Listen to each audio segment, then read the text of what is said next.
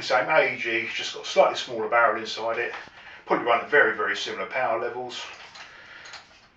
It's a completely different set of rules. This thing was £95 and it got sent through the post, which is crazy really. It looks identical to the real thing. But something like this, which is CO2 powered BB, steel BB firing, not plastic BB firing, this is still classed as an air rifle, which has got to be a face-to-face transaction in a gun shop, or sent via a registered firearms dealer to another gun shop, and you've got to pick it up in person. When it's brand new. When it's second hand, you can do what you want. You can send it through the post. I think Parcel Force will still accept them, which is crazy. And obviously, being an air rifle, it's not allowed to go full away, it can only be semi-away, which is crazy. I don't know why. The whole idea of the real limitation firearms laws was to help the police stop people wandering around with things that look like real guns, and then they have to shoot people and they've only got a toy. But same with the Milbro. It looks identical to a real M16, you wouldn't know. The Thompson, all of them. And this is another gun, this has caused me some problems. This is a movie prop, and I'll put my hand over this because I actually got my first ever YouTube violation the other day for hate speech of all things. And anyone who knows me knows I'm not into anything like that at all. This is a non-firing replica of a World War II German submachine gun, SGG-44.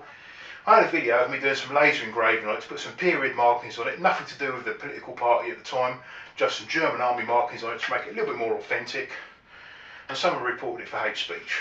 I repealed it, they upheld it, and I got my first ever warning. If I get another one, I'm in trouble. So, don't know why.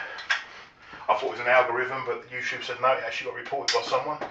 A human actually reviewed the video and they upheld it and said no, that is hate speech. It's history, but there you go. Another greyer area of the law as well, which I think is actually okay. My Brokaw, when these came out, I bought the Bantam one. The Commander one, which I wanted, which got a slightly better looking stock, had a folding stock as well. And at the time, there was an ummina, and that's why it got delayed, about the actual length, whether a folding stock was allowed in the UK and stuff like that. But these are within the limit. It's actually 61 centimetres long from the back of the action to the end of the barrel. So the class of a rifle, it's got to be over 60. So even with a folding stock, it's still perfectly legal. So I don't know why there's some problems with them.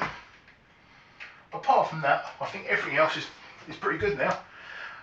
The only springer that was near the legal limit was the Crossman Vantage. I've cut half a coil off the spring on that. That's now running perfect. I did a video on it the other day, which is shooting really well at 35 metres, which is all I needed to do.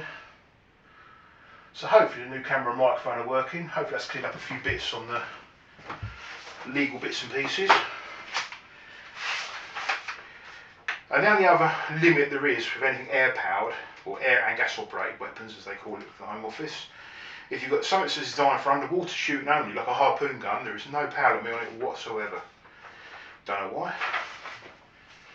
And I did also ask my local firearms licensing officer about what would happen. Say someone's bought a gun from a gun shop, they haven't got a chronograph, not everyone has.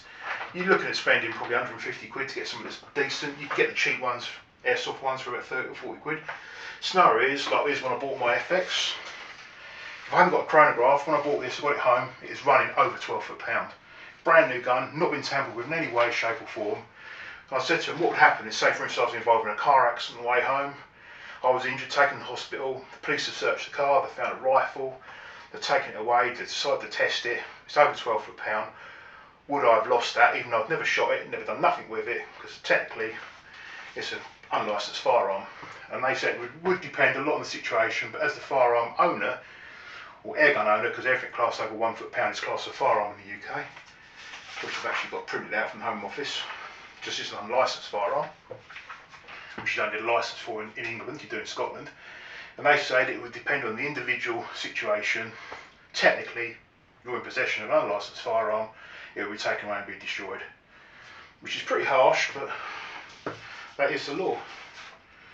And there's on from the Home Office here, firearm means a lethal barreled weapon of any description for which any shot, bullet or other missile with a kinetic energy of more than 1 joule at the muzzle can be discharged.